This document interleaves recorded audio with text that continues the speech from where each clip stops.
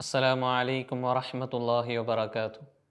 أعوذ بالله من الشيطان الرجيم. بسم الله الرحمن الرحيم. الحمد لله والصلاة والسلام على أشرف المرسلين وعلى آله وصحبه أجمعين أما بعد. ഏറ്റവും ആദരവും ബഹുമാനം നിറഞ്ഞ ശ്രോതാക്കളെ, SNEC വിദ്യാർത്ഥി സംഘടനയായ SSO റബീ ക്യാമ്പയിൻ്റെ ഭാഗമായി സംഘടിപ്പിക്കുന്ന സന്ദേശ ഭാഷണത്തിലാണ് നാം ഒരുമിച്ച് കൂടിയിരിക്കുന്നത്. അള്ളാഹു സുബ്ഹാനഹു തആല ഇതുപോലെ നാളവൻ്റെ ജന്നാത്തുൽ ഫിർദൗസിൽ ഒരുമിച്ച് കൂട്ടി അനുഗ്രഹിക്കട്ടെ. ആമീൻ യാ റബ്ബൽ ആലമീൻ.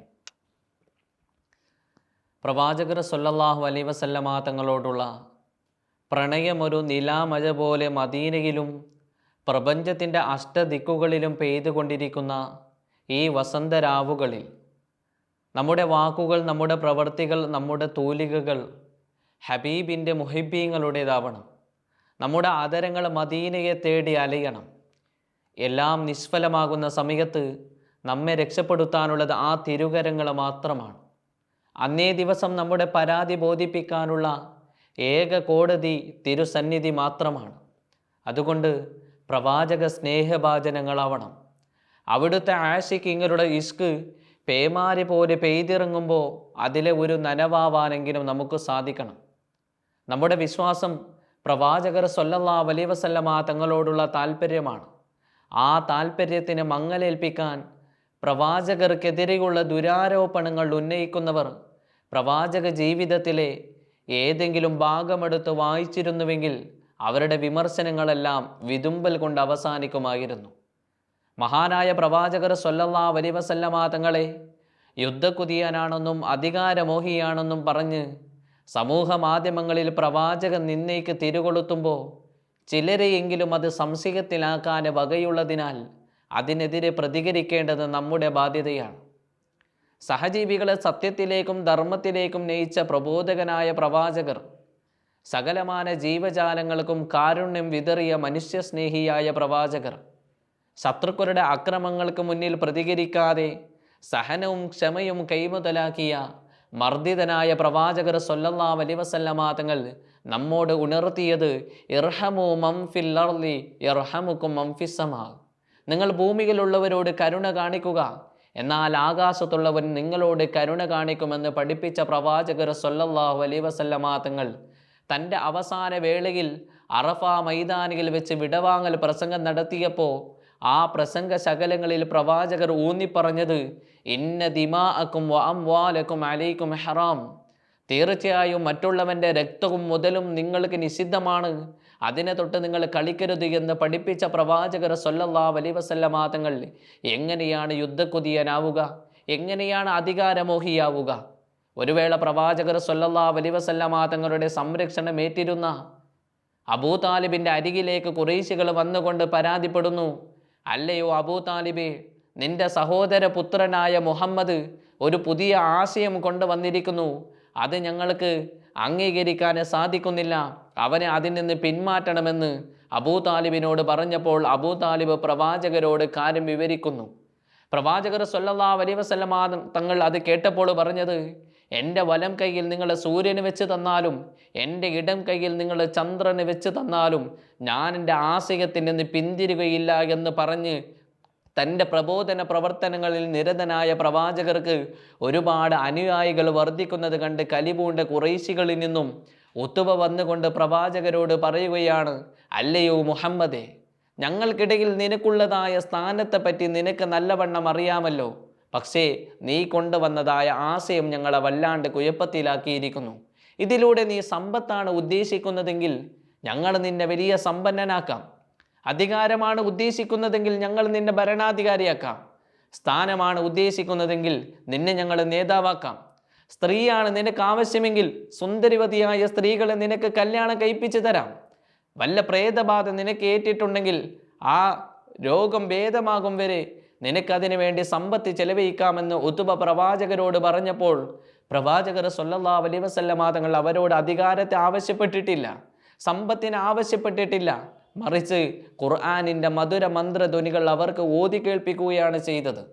അധികാരത്തിൻ്റെ പേരിൽ ജനങ്ങളാൽ ആദരിക്കപ്പെടുകയും അവരിൽ നിന്ന് ഉയർന്നെഴുന്നേൽക്കാൻ താല്പര്യപ്പെടുന്നവരാണ് അധികാരത്തെ മോഹിക്കുക.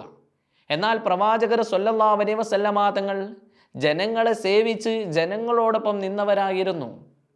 തന്നെ ബഹുമാനിച്ച് എണീറ്റ് നിൽക്കുന്നത് പോലും ഇഷ്ടപ്പെടാത്ത പ്രവാചകർ സ്വല്ലല്ലാഹു അലൈഹി വസല്ലമ തങ്ങൾ പറഞ്ഞത് ലാ തുതുറൂനി കമാ അത്റത്തിൻ നസാറ ഇബ്ന മറിയം, മറിയമിൻ്റെ പുത്രൻ ഈസാ നബി അലൈഹിസ്സലാമിനെ ക്രിസ്ത്യാനികൾ ബഹുമാനിക്കുന്നത് പോലെ എന്നെ നിങ്ങൾ ബഹുമാനിക്കരുത് എന്ന് പഠിപ്പിച്ച പ്രവാചകർക്ക് മദീനയിലേക്ക് പലായനം ചെയ്തതിന് ശേഷം പ്രവാചകർ സ്വല്ലല്ലാഹു അലൈഹി വസല്ലമ തങ്ങൾക്ക് അധികാരം ലഭിച്ചു എന്നുള്ളത് സത്യമാണ്.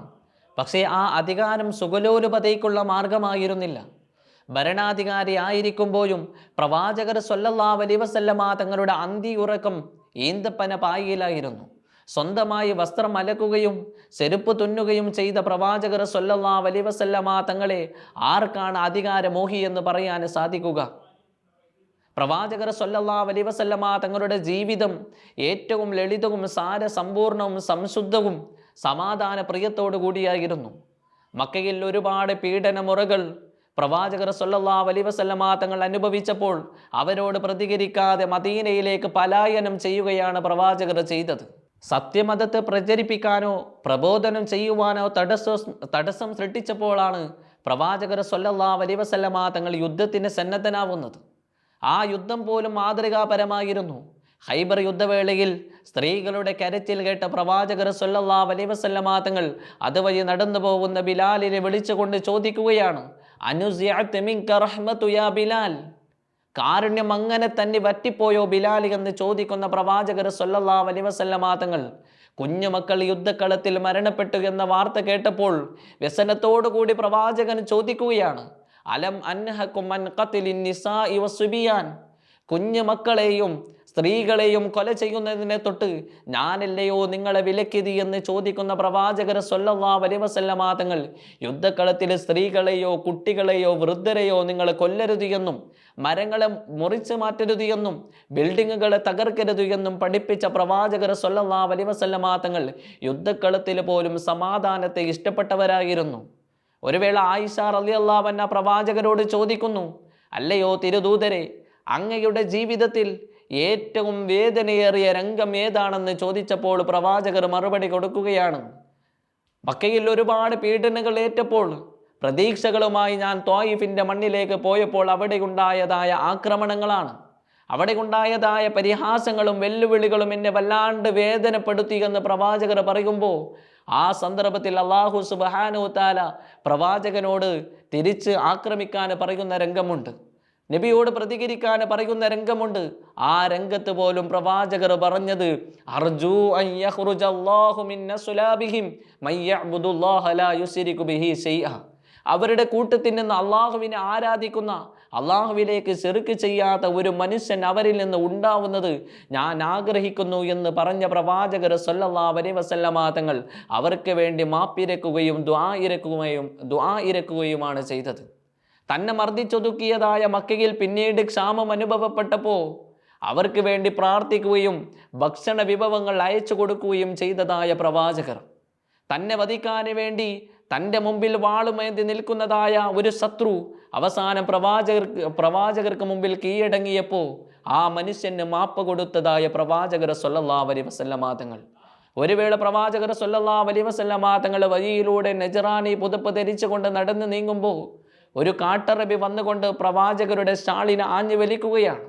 വെളിയുടെ ശക്തി കാരണം പ്രവാചകർ സ്വല്ലല്ലാഹു അലൈഹി വസല്ലമ തങ്ങളുടെ ശറഫാക്കപ്പെട്ട തോളിൽ പാട് വീഴുകയും ആ മനുഷ്യനിലേക്ക് തിരിഞ്ഞു നോക്കിയതായ സന്ദർഭത്തിൽ ആ മനുഷ്യൻ പ്രവാചകരോട് പറഞ്ഞത്, ഓ മുഹമ്മദേ, നിന്റെ പക്കലിൽ നിന്നുള്ളതായ അള്ളാഹുവിൻ്റെ മുതലിൽ നിന്ന് എനിക്ക് തരാൻ വേണ്ടി ആവശ്യപ്പെടണമെന്ന് പ്രവാചകരോട് ധിക്കാരത്തോട് പറഞ്ഞപ്പോൾ പ്രവാചകർ ആ മനുഷ്യനെ ആക്രമിച്ചില്ല, പ്രതികരിച്ചില്ല.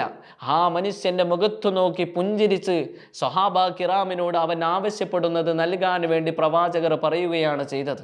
ആ പ്രവാചകരെ പറ്റി പരിശുദ്ധമായ ഖുർആൻ പറഞ്ഞത്, വലൗ കുന്ത ഫല്ലൻ ഗലീലൽ ഖൽബി ലം ഫല്ലു മിൻ ഹൗലിക്, നബിയെ അങ്ങ് കഠിന ഹൃദയമുള്ളവനായിരുന്നുവെങ്കിൽ ജനങ്ങൾ അങ്ങയിൽ നിന്ന് പിന്തിരിഞ്ഞു പോകുമായിരുന്നുവെന്ന് പ്രവാചകർ സ്വല്ലല്ലാഹു അലൈഹി വസല്ലമ തങ്ങളെ ഖുർആൻ വിശദീകരിക്കുമ്പോൾ ആ പ്രവാചകരുടെ സ്വഭാവത്തെ നമുക്ക് മനസ്സിലാക്കി എടുക്കാൻ സാധിക്കും.